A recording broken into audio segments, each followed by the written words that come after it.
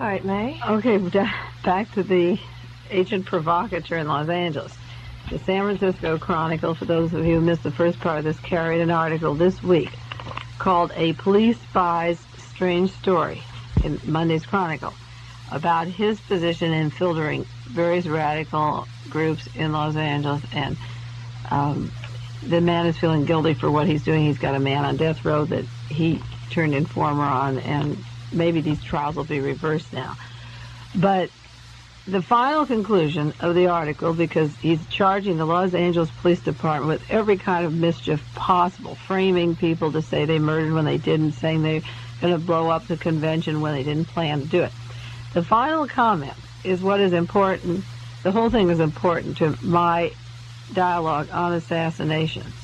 But this is the final two sentences in the newspaper. Los Angeles Police Chief Edward M. Davis refused the members of his tax squad to be interviewed by the press because he said an investigation is in progress. But he said a Bolshevik has been working for 2 weeks to plant a false story involving the President of the United States and the Los Angeles Police Department. I think such a story would appear in Pravda, but I'm surprised here that the Los Angeles reporters are listening to the story. End quotes. Bolshevik. He said it was a Bolshevik. That cover story hasn't been used. I think J. Edgar Hoover used it, like 30 years ago. It hasn't been used in 30 years. But nothing in the whole article, or that I heard on the radio, mentioned the President of the United States. So evidently, this Mr. Tackwood is talking about our President of the United States, Richard Nixon, in connection. The only United States I know of. Yeah, the only one. He says this, and he mentions, the Los Angeles Chief of Police is defending himself against the very terrible charges that are being made in Los Angeles. But in his defense, he brings in a whole new ball game, because he says in the last 2 weeks, some Bolshevik is tying the Los Angeles Police Department to the President of the United States. Now, I have been, for the last 15 weeks, tying in the Los Angeles Police Department to the President of the United States, but I am not a Bolshevik.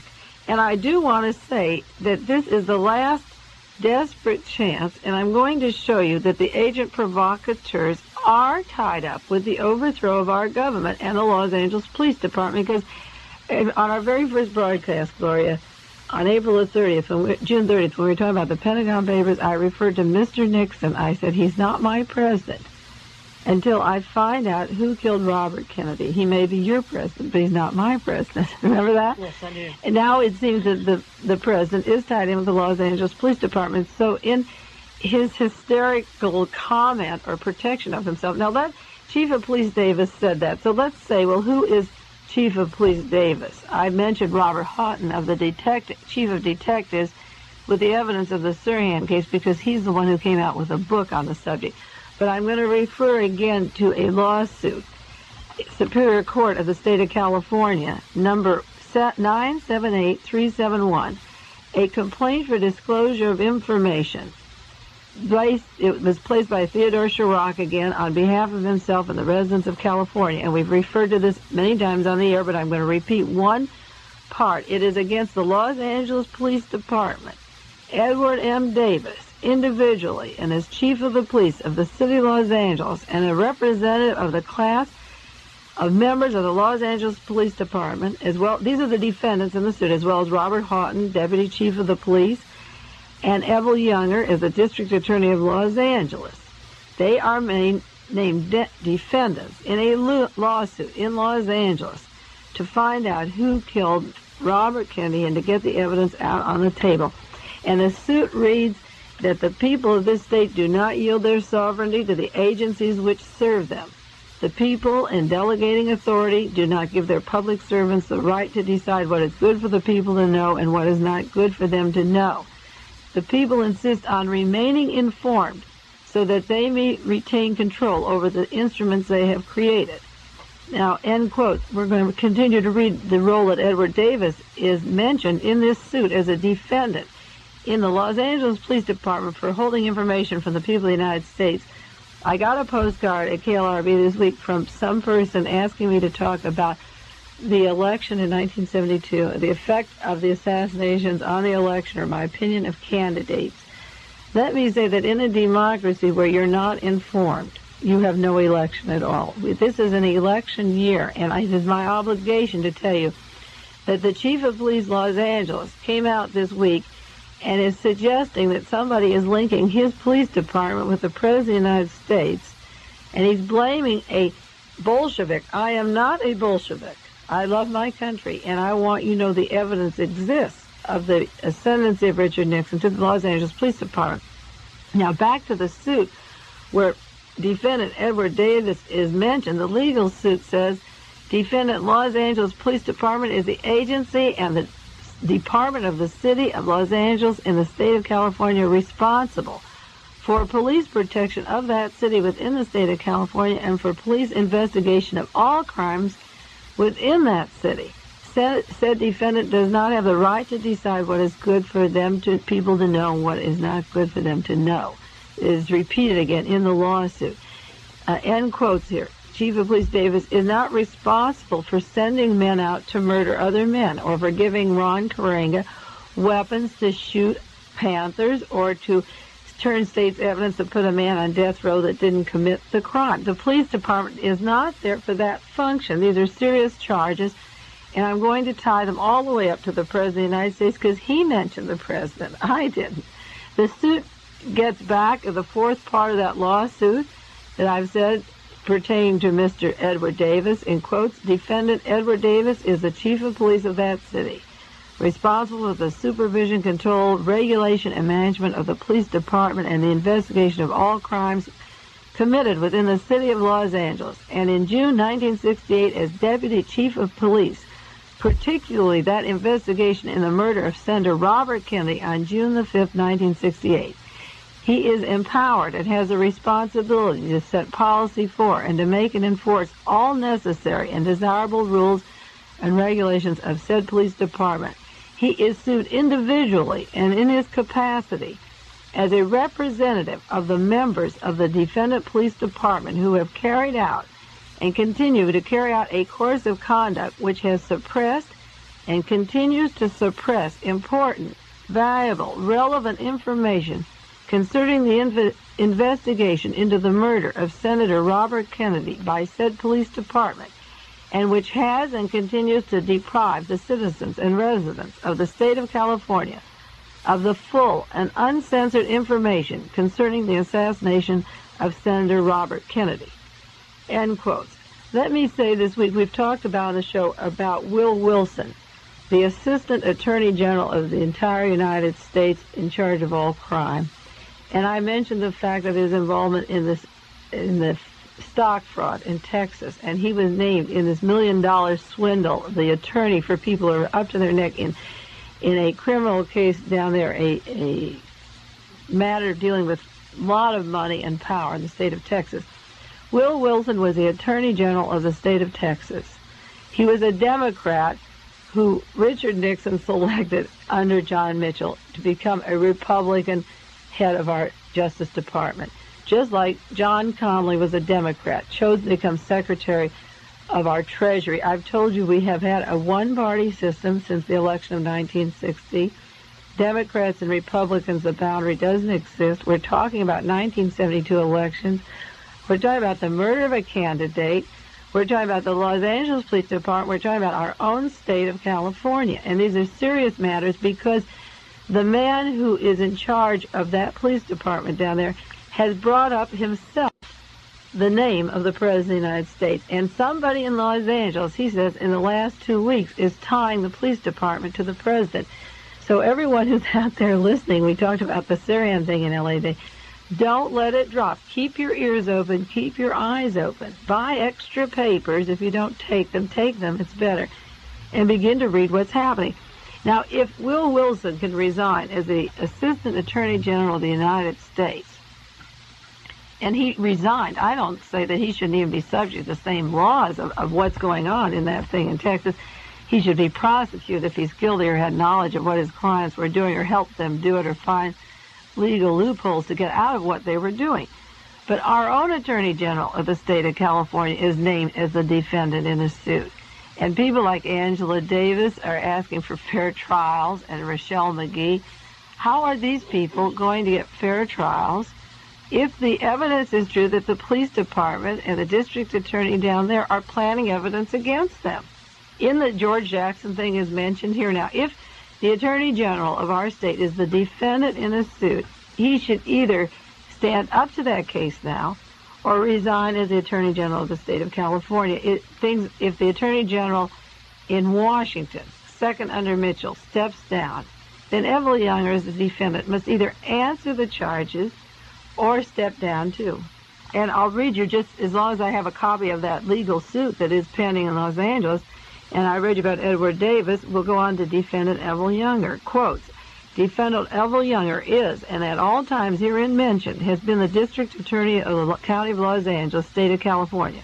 Pardon me for interrupting once more. He was the district attorney of Los Angeles when the suit was filed, and even being named a defendant in the suit, he was elected the attorney general of the state of California. That's how informed you are as to the election and who is running for office.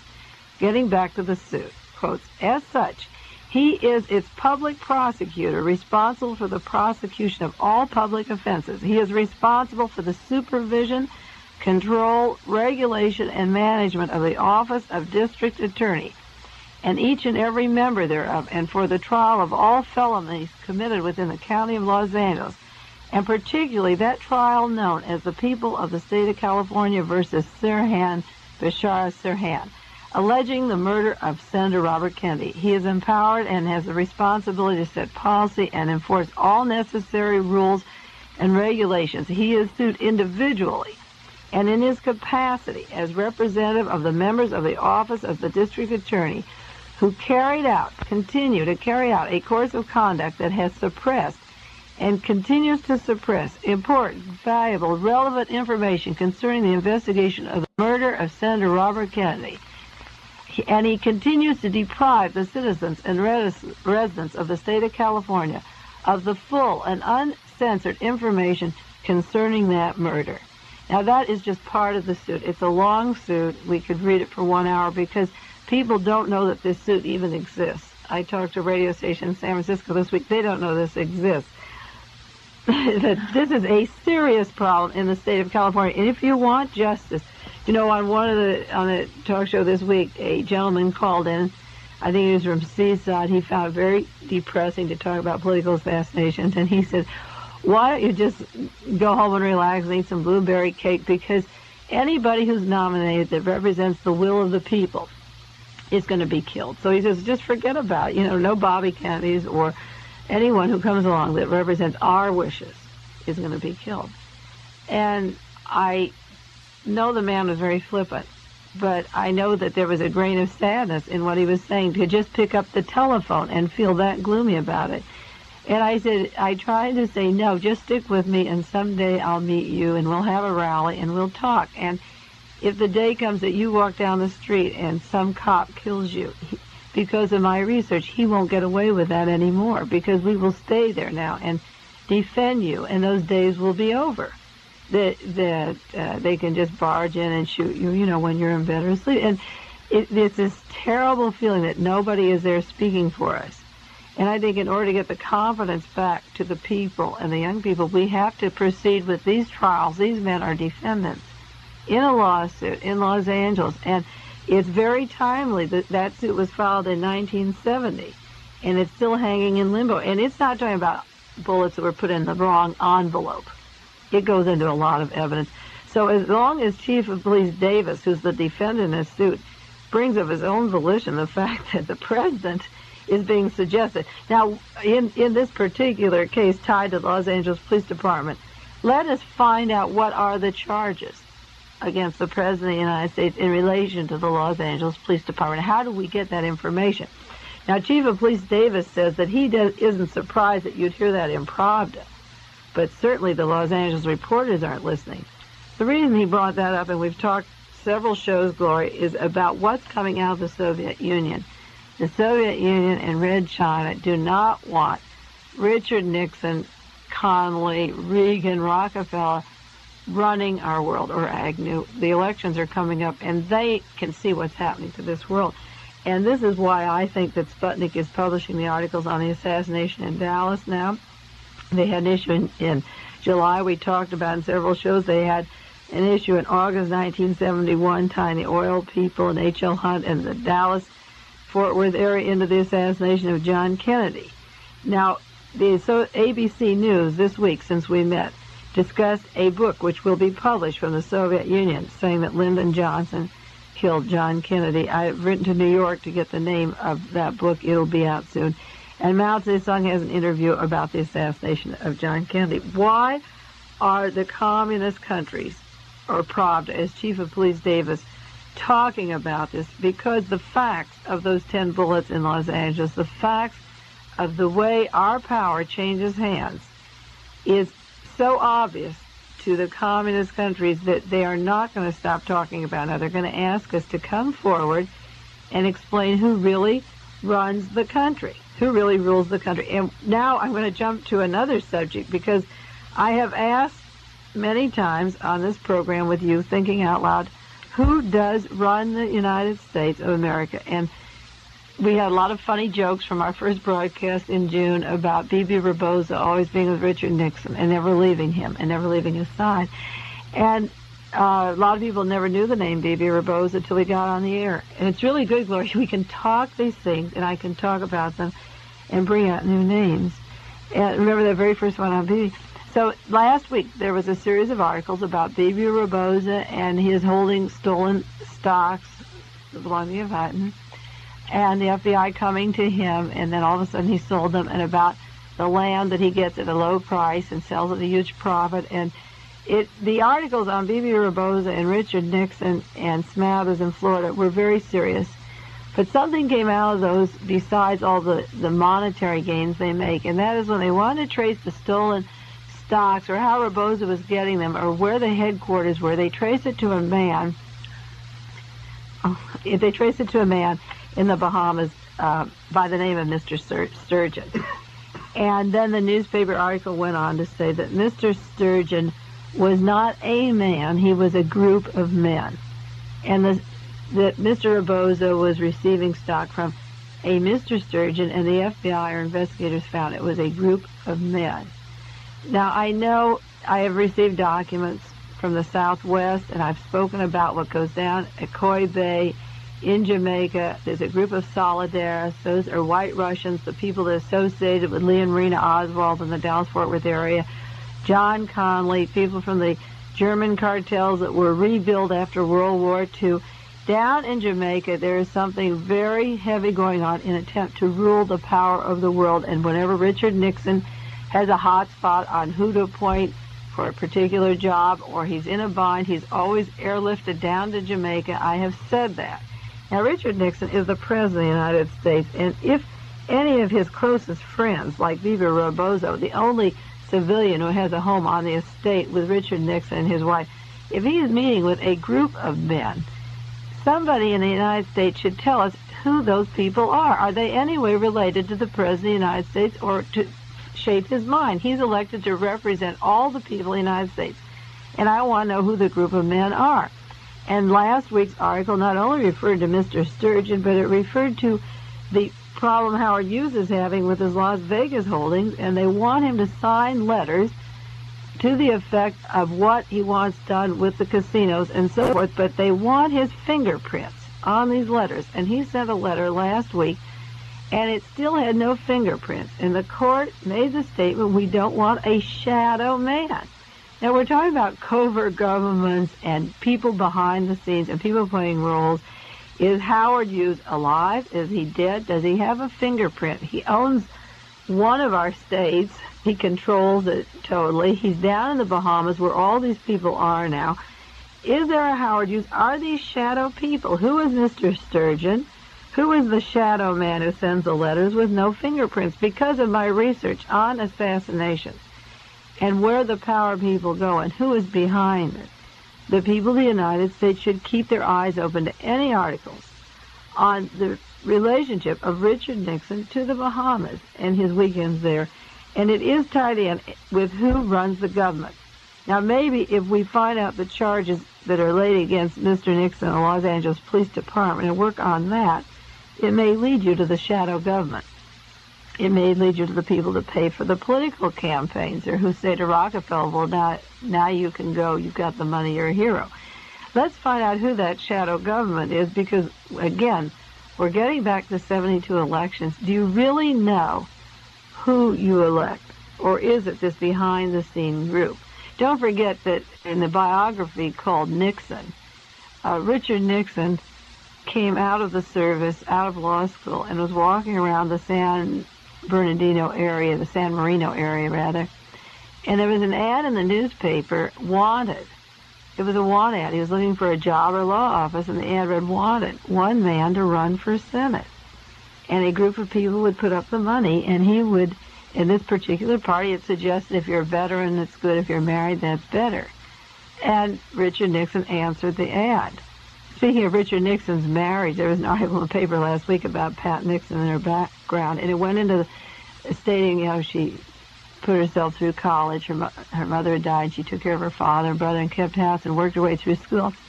And she met Richard Nixon. He proposed on the first date. This is like Richard Nixon walks into an office where there's these 100 very wealthy people in the Southwest, and that moment he decides he'll run for Senate. He fits the bill. Now, what's going on in the Bahamas when you're talking about power? Oh, one thing before we close, you just got a minute, because there's an article in the paper today. They're running this series called The Vantage Point, Lyndon Johnson's book, and it just came out. And I talked with Marguerite Oswald on the telephone yesterday. It was Lee Harvey Oswald's birthday. He would have been 32 years old. On Monday, yes. Yeah, and on Monday. And we're sort of like her family. I'm the only researcher in the United States that she has any rapport with, and she's met my children, and I've been to her home. And she understands what I'm doing. And she said that their installment had come out on LBJ, and it came in our paper today. And she said history is moving a little kinder towards Lee Harvey Oswald, that now Johnson is writing. He doesn't even call him the assassin. So the article came this morning in the paper, and it tells, we'll have to go into this next week, on the arm twisting of Earl Warren that Lyndon Johnson did, and we talked about a little before. But he goes into the murder in Dallas, and he said, led by one of the most urgent tasks facing me after I assumed office, I'm quoting the book from Lyndon Johnson now, was to assure the country that everything possible was being done to uncover the truth surrounding the assassination of John Kennedy. We were troubled, puzzled, and an outraged nation who wanted to know the facts. Led by the Attorney General, who wanted no stone unturned, the FBI worked on the case 24 hours a day. Some very disturbing facts about Lee Harvey Oswald were coming to light. Notably, that he considered himself a communist. Second, he gave up his citizenship to live in Russia. He returned with a Russian wife, and he hoisted the banner of Fidel Castro. What did all this mean? Lyndon Johnson is asking. Was Oswald the killer? If so, was he carrying out orders from someone else? Did he have accomplices? Did he act alone? There was hope, at least, that Oswald would supply the answers. But Jack Ruby walked calmly into the Dallas jail and shot Lee Harvey Oswald, and the answers were lost, perhaps for all time. Now, Marguerite Oswald nearly flipped. She was anxious to see the book, because he no longer is called the assassin. The answers were lost. The researchers know the answers weren't lost, but Lyndon Johnson got very soft on Lee Harvey Oswald, and Marguerite Oswald felt very good that it's only been 7 years, and he wouldn't dare say that Lee Harvey Oswald shot the president. And time will prove that he didn't shoot anybody. But Lyndon Johnson has carefully worded his book that, he's not as sure. If you read what he said much earlier, it was a complete turn about face. Now, what he was saying was that Oswald considered himself a communist and had the banner of Fidel Castro. Oswald was an agent of the CIA, and he was not a communist except on a record he made with another provocateur in the Dallas-Fort Worth area. We've talked about that. He was allowed into the Soviet Union. Our State Department paid his way back. He only met with wealthy oil people. Everybody he was with had security clearances with the FBI and the CIA. Lyndon Johnson is still going into the fact, and then he gives another motive. He said maybe Oswald Castro with Oswald dead, we won't know what happened, he said, but there's stories that Castro was smarting over the Bay of Pigs and accused us of sending CIA agents to assassinate him. And maybe they sent Oswald back as retaliation. Well, I think it was the other way around. There were a lot of anti-Castro people that were mad at John Kennedy for not killing Castro. And they wanted to kill Kennedy because we withdrew from the Bay of Pigs. It was the other way around. He's taken the whole motive, but the point is that history is going to deal more kindly every day with Lee Harvey Oswald, and Lyndon Johnson goes into how he begged Earl Warren to bring up that change in something. Now, there was one thing I did want to get, one thing, there's 10 things. Do we have time, Gloria? We have about 4 minutes. Okay, there's 3 new books that I got. If you have a pencil, write those down. One was called Inspection for Disarmament, and the author is Melman. And that is the book about Germany disarming after World War I, and we refer to that briefly on several shows, and it shows how they secretly, with their covert government, clandestine government, said, we will not obey the Versailles decision, we're going to arm, and it tells how they went about and took the courts and killed the 400 political people who were opposed to rearming Germany, and how Hitler got into power. I received that book, Inspection for Disarmament. It's a historical story of Germany, but when you read the Pentagon paper, after the Geneva Accord, Eisenhower came home and said, we can't go by that, we'll send in covert men, we'll do it our way, and he set up his clandestine army, no different than after the First War, and we keep repeating the same pattern until we have a second army, a second person running this country behind the elected officials. Another book which I received was that book called Search for Justice by Leigenthaler, Leigenthaler. Search for Justice. That is the book on the trial of James Ray, Sirhan, and Clay Shaw, 3 men covering the trial separately that said the American system, the trial system, just can't work. It isn't meant to work. Incidentally, I talked to, did I mention Bernard Fencerell, James Ray's lawyer, yesterday? And he says the case is going good. There's a chance that the case may be opened up. That he was in Tennessee last week, and there is a new judge, and on the basis of this book, the judge may be forced to open. So, see, the individual researchers are helping the process. Oh, it may be forced to reopen the Ray case. Yeah, because very good. Because it's been academic. You know, the judges could say, no, this is the way it stands. But now a book has been published that was talked on a national TV show that Ray said there was a conspiracy and that the justice in America doesn't work. So now the judge has to prove that justice works. So that Bernard Fencerell is excited it may be opened up. And the third book was the one I mentioned by Ed Saunders called The Family. And if you buy it, because it is a bad book, and study it, and study how your mind is shaped, we could do, maybe have some seminars and meet people on the weekend that want to talk about these things. If they buy these books, there's not enough radio time. If they buy them and wrap, we're going to set a